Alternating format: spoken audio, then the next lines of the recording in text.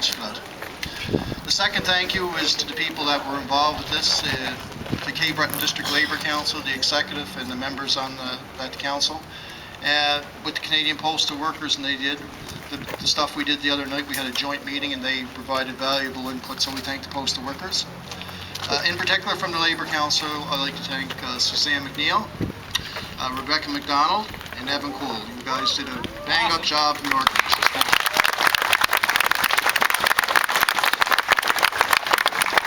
So, my next speaker, she's a young worker. She works at Sydney Airport. She belongs to the Steel Workers Union. She's very active in solidarity movements, not only here in Cape Breton, but internationally.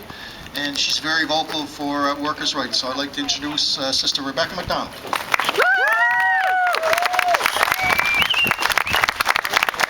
Hey everybody, and welcome on this beautiful day. Welcome to the Cape Breton District Labour Council, all the members, our sisters and brothers from the Postal Service, and to all friends of Cape Breton Labour. I'm not going to take very long, but I just wanted to say, as a young worker, joining a union was a real game changer for me. And all the other jobs I've worked, I never had a pension. I never had the benefits that I have now, and I didn't have the job security that comes with being a part of the Steelworkers Union Local 5319. And as a young worker, I've heard the stories, the battle stories of the union struggles here in Cape Breton. Coal miners, postal workers, municipal workers, and more. They're the ones who fought for our generation, and because of them, we have better working standards today. The COPW is continuing this fight. They're fighting to ensure that future postal workers can continue to enjoy a legacy of a better workplace, better pensions, a fair wage, and decent benefits. And I see that, you never know, we might have a few future postal workers hanging around here, right? We as young workers have to take up the fight, and we have to work in solidarity with each other, because labor is facing an onslaught from the Harper Government. We all have to band together, generation with generation, young and old, to show Harper that we can make a better world, and we're willing to fight for it. Hear, hear! Shame Harper! Shame! Thanks very much.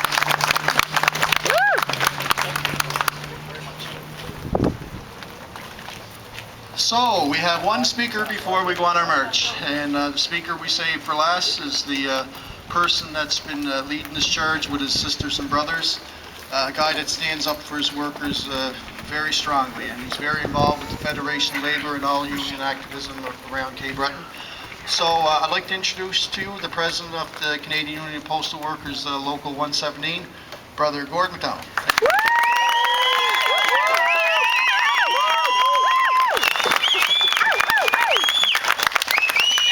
Before I get started in what I want to say, first I'd like to echo what Todd had said earlier about the thanks going out to Suzanne, Rebecca, and Evan, and the Cape Breton District Labour Council, Mayor, for coming out here today to speak to us, and to all of you, the participants, and to anybody else that's had a part in having this rally today.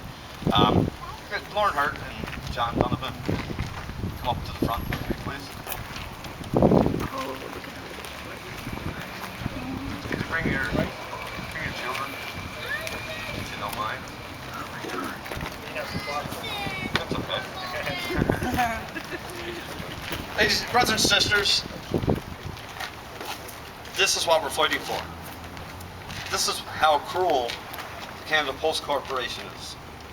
Immediately upon issuing our 72-hour notice, they canceled our medical benefits, directly affecting 46,000 members, affecting our children, our families, and our paychecks, and all the rights that we had in our collective agreement. So this is the face, right here, of what they have done to the postal workers. And I tell you what we're fighting for. We're fighting for a future post office. We're fighting for a post office that is here for the future worker. And we're fighting for health and safety rights, for letter carriers. We're fighting for our retirees. And we're fighting against the two-tier wage structure in our union. 30 years ago, postal workers took to the street for maternity leave. We walked for 42 days, and nobody thought we were going to win, but we won. And with that victory, we were successful in getting maternity rights for every woman in the country, on many, many levels, and we're proud of it. Hear, hear!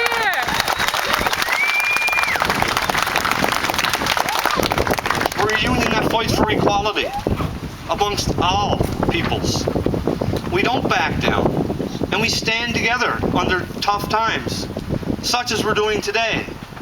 Canada Post has made us a very organized machine because they're very, very cruel.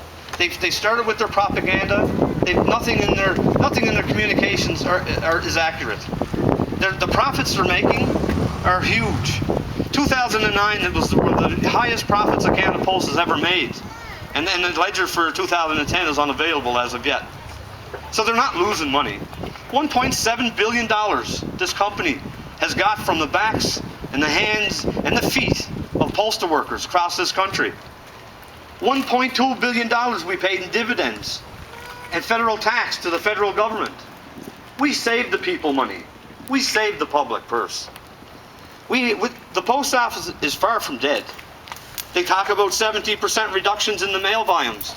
That is not true. 7%, yes, up to 2006. So it's unrealistic to have a 10% reduction in letter mail since 2006. Throughout this whole battle, Canada Post has been out in the public saying the mail volumes are down and they need to cut services and they need to cut back. Well, our negotiators have constantly said, bring more work inside. We want a postal bank system. We've had it up until 1969. It's proven to be profitable on the modern market. 20% profits in other post offices across the world. We want them to expand door-to-door delivery so that people in outside communities can have the same door-to-door delivery that urban areas receive. We want them to protect our health and safety rights out on the street for letter carriers and inside workers on the machines that they're putting in. And we want them to protect our pensions. And we want to protect the pensions of our retirees. Because these are the people that they're attacking. They're attacking from the new employee in to the retired people that are gone today. And we're not going to stand for it. And we will make a call out to all the country to come out and support postal workers. That's what's happening in Halifax right now. People are gathering in similar situations to support postal workers and to help save your public post office. It's your post office. It's your public service.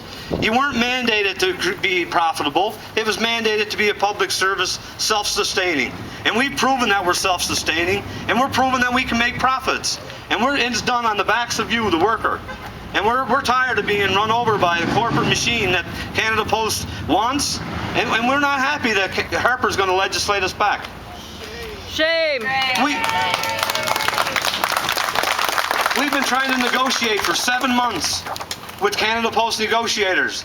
And every time and every term we made a proposition to them, it was no, no, no. And they knew they were orchestrating this very well. And when the Harper government got their majority, they had their plan formulated. Because they know the Harper government supports the corporation.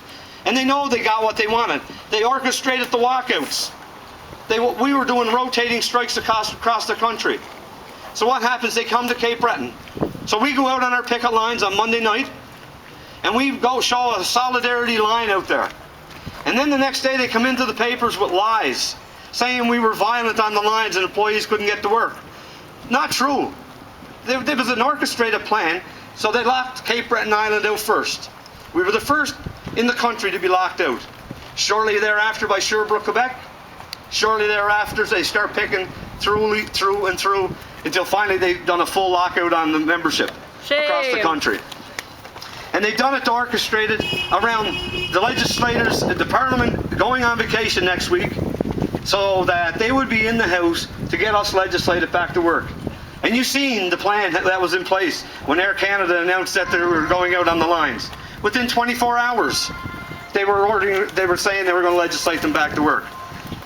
When they locked the postal workers out, shortly thereafter, Lisa Ray was on the floor of Parliament going to legislate us back to work. We don't want it. We don't want to take it. And we're not going to take it. We're going to stand up and fight, and we're going to continue to fight. And we're going to stick together, and we'll form a human chain from Vancouver to Labrador City. And we won't let them break us. And we will stand for the rights and the future and the people that have done this institution proud. And I tell you, I am proud to be a postal worker. So, an injury to one is an injury to all.